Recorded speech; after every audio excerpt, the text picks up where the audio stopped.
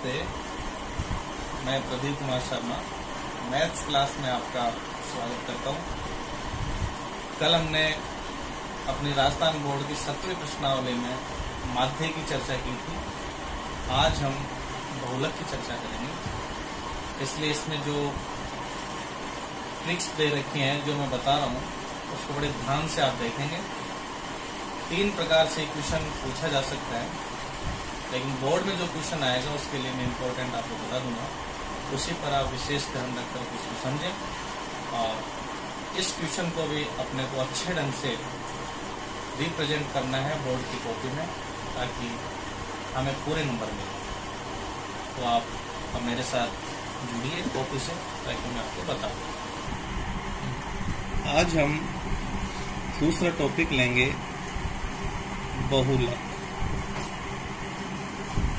इसको हल करने के भी हमारे पास 3 तरीके हैं।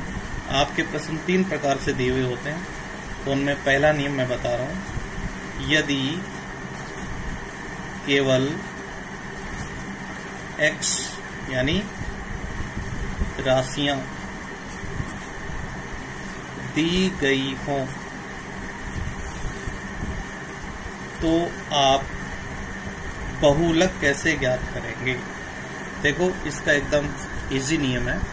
इसमें हमें सारणी में कोई नया नियम ज्ञात नहीं करना होता। इसको मैं डायरेक्ट आपकी नोटबुक से समझा रहा हूं।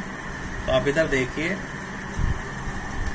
राजस्थान बोर्ड की जो किताब चलती है उसमें 17.8 ये आपका बहुलक के 2 प्रकार में बता रहा हूं, उसमें ध्यान देंगे।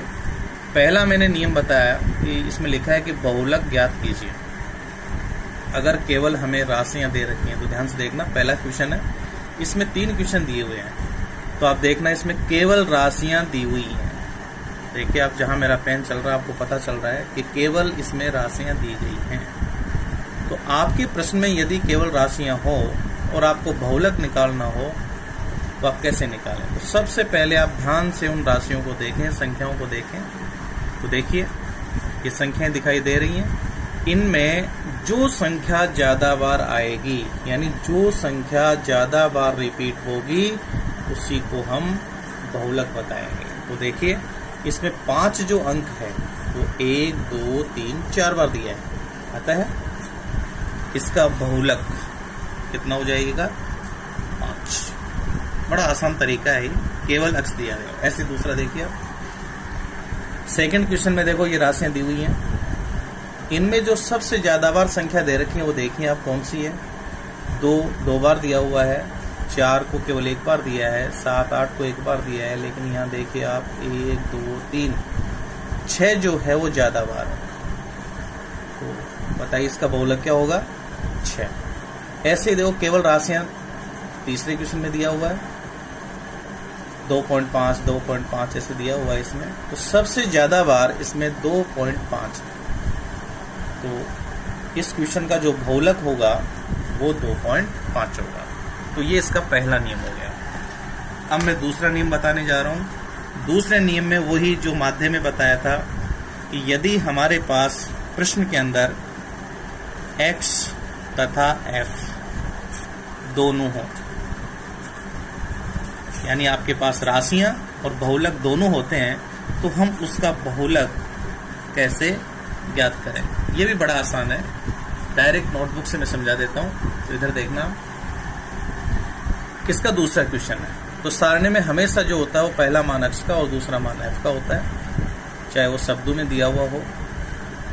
तो देखिए आप, यहाँ x का मान यहाँ दिया है 3, 4, 5, 6, 7, 8 और f का मान है इसमें 2, 4, 6, 3, 2, 1। तो इसमें हमें क्या देखना है, इसमें हमें यह देखना है कि सबसे बड़ा f कौन सा है। तो देखिए, इसमें सबसे बड़ा f है 6, उसके संगत जो अक्ष का मान होगा, यानी सबसे बड़ा f 6 और इसके संगत अक्ष का मान दिया है 5, तो हम इसे अवलोकन विधि कहते हैं। इसे अवलोकन विधि से हम इसका आंसर निकाल सकते हैं। ये हो गया 5। दूसरे क्वेश्चन में देखिए, x का मान दिया है, f का मान देखिए आप, f का मान, सबसे बड़ा f का मान देखो कितना है, 80, इसके संगत x का मान, आप इसे गोला बना दें ताकि हमें पता रहे कि इसका आंसर क्या है। तो हम इस क्वेश्चन के लिए कह सकते हैं इसकी बहुलक जो होगा वो 1.3 होगा। ऐसे देखिए, आप तीसरा क्वेश्चन दिया है, सदस्य यानी पहला मान x का, परिवारों की संख्या दूसरा मान f, सबसे बड़ा है देखिए कौन सा है, 10 है, 10 के संगत x का मान 6, ये इसका बहुलक हो गया। और फिर ये जो मैंने पहले तरीके से आपको समझाया था, आप राशियां देख सकते हैं, जो राशि सबसे ज़्यादा बार आती है वो बहुलक हो जाता है। और यदि हमारे पास दूसरा रूप प्रश्न आता है, प्रश्न का दूसरा रूप होता है x और f हो, तो जो f सबसे बड़ा होगा उसके संगत जो x का मान होगा वो बहुलक कहलाएगा। ये तो नॉर्मल क्वेश्चन है, परीक्षा में ऐसा क्वेश्चन नहीं पूछा जाता। बोर्ड परीक्षा में जो क्वेश्चन पूछे जाते हैं वो आपको दिए हैं प्रश्नावली में 7.8 में 6, 7, 8, 9। ये बड़ा इंपॉर्टेंट क्वेश्चन है, ऐसे ही क्वेश्चन बोर्ड में पूछे जाते हैं। तो इसके लिए देखो, ये तीसरा नियम इसमें लागू होगा, और इसका नियम ये है, तीसरा रूप प्रश्न का होता है कि यदि हमारे प्रश्न में वर्ग अंतराल और f दिया हो तो हम क्या करें। तो पुनः एक बार रिपीट करूंगा, माध्य जब ज्ञात करते हैं तो हमें अक्ष ज्ञात करना जरूरी है, माध्यक ज्ञात करते हैं तो हमें CF निकालना जरूरी है, और जब आप बहुलक निकालते हैं यानी Z ज्ञात करते हैं तो हमें उसमें कोई भी नया पद ज्ञात करने की आवश्यकता नहीं है। देखिए, मैं एक एग्जाम्पल लेकर के आपको यहाँ समझा देता हूँ। इसमें मैं क्वेश्चन नंबर 6 ले रहा हूँ ताकि आपके समझ में आ जाएगा कि ये क्वेश्चन किस प्रकार से होगा। इसमें देखिए, वर्ग अंतराल दिया है, बहुलक जो बोर्ड में पूछा जाता है वो क्वेश्चन मैं ले रहा हूँ। ये आपकी 17.8 से है, क्वेश्चन नंबर 6। बोर्ड परीक्षा में ये 6 नंबर का आता है और क्वेश्चन नंबर 30 पर आता है। अगर ये अपना सही होता है तो हमें पूरे अंक इसमें प्राप्त होंगे। बड़े इजी है। तो इसमें देखो लिखा है, वर्ग अंतराल है 10 से 15, 15 से 20, 20 से 25, 25 से 30, 30 से 35, 35 से 40, 40 से 45, बारंबारता दे रखी है। तो पहले भी मैंने आपको बताया था कि माध्य में अक्ष ज्ञात करते हैं, माध्यक में CF, लेकिन बहुलक में कुछ भी ज्ञात नहीं करते। ये कि ये सारणी ऐसे कैसे काम में आ जाती है। तो सबसे पहले हमें इसमें ये देखना होता है कि कौन सा वर्ग अंतराल हमें काम में लेना है। तो देखो, नाम से स्पष्ट है, हिंदी में बहु का मतलब होता है ज़्यादा और अंग्रेजी में लक का मतलब होता है भाग्य। तो अपन इसे याद रखने के लिए ऐसे भी याद रख सकते हैं, बहु यानी ज़्यादा, लक यानी भाग्य। जिसका भाग्य सबसे ज़्यादा हो वही वर्ग अंतराल काम में लेना है। भाग्य ज़्यादा का मतलब जिसमें सबसे ज़्यादा बड़ा f होगा। तो सबसे बड़ा f यहाँ पर दिखाई कितना दे रहा है, 16। तो आप इसको आयत में बंद कर लें ताकि मान लिखते समय गलतियाँ नहीं हो।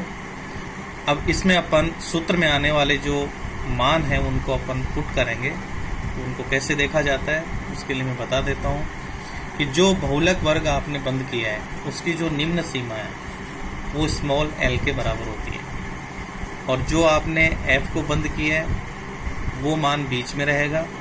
एक मान ऊपर लेंगे और एक मान उसके नीचे लेंगे और इसका क्रमांकन करेंगे ऊपर वाले से f0, f1, f।